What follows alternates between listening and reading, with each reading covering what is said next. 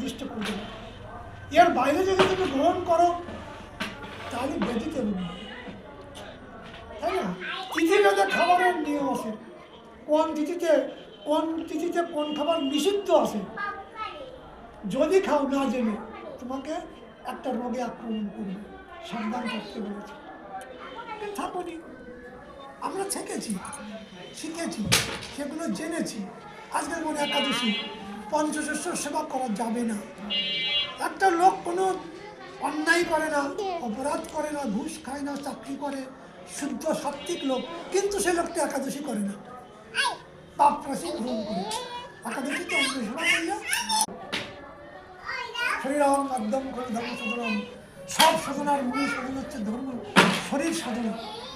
আগে জানতে হবে, গালার মতন আমি এ খাবো না, তা এরকম বলতে হবে না। খালি মঠ বয়ে যাচ্ছি, কী খেতে হবে, আস্বাদন করতে হবে, সেগুলো আমি জানতে পারলাম না। এখানে ভালো কথা, যদি প্রকৃত কথা বলি তাহলে আমার দলে লোক থাকবে না। কেন? শাস্ত্রীয় কথা। যেমন আমাদের প্রত্যেকের পূর্বজন্ম ছিল, সেই জন্মে আমরা কর্ম করেছি। সৎকর্ম করলে সেই পুণ্য বলে এই জন্মে আমি অসৎ কাজ করে বেড়াতে পারবো, কোনো কেউ বাধা দিতে পারবে না।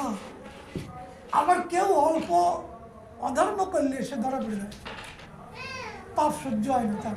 আর অনেকের পাপ সইতে পারে, কেন? তার পূর্বজন্মের স্বীকৃতি আছে। এইবার ব্যাধি হয়েছে, ভুগছে, ব্যাধি ছাড়ছে না, কোনো কিছুতে ছাড়ছে না, কিছুটা এ জন্মের পাপ না, এটা প্রারব্ধ জন্মের, মানে আগের জন্মের কর্মফল, এটা এই জন্মে ভোগ করে। আর এখন যা পাপটা পুণ্য করছো সেগুলো আগামী জন্মে ভোগ হবে। যদি পুণ্য করে দাও ভালো হবে, মরার পরে বৃন্দাবনে জন্ম হবে, ভালো ঘরে জন্ম নিবা।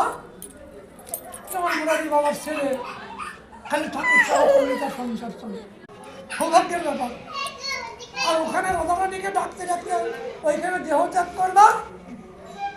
আর রাধাকুণ্ডে শিবখুড়া নামে একটা শ্মশান আছে, সেখানে যদি পোড়ায় যায়, রাধারানী বলে গেছে ওই শ্মশানে যারা পোড়াবে সে আমার ধামে যাবে, সে আমার ধামে যাবে, রাধারানী বলে গেছে। হ্যাঁ, শিবাখোর জায়গাটার নাম।